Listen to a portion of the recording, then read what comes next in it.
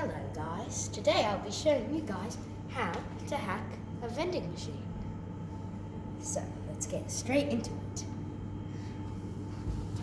First you can just put your pen on the ground. First you can put your hand in there, and so. And there should be a little gap in there. As you can see, my hand can pop up.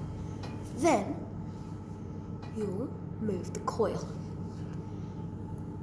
You can move the coil, but it's easier if you use a pen.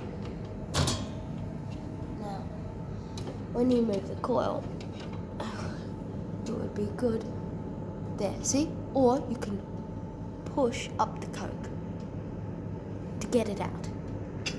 But I'm not going to get it out. So, there's how you hack a vending machine. Oops.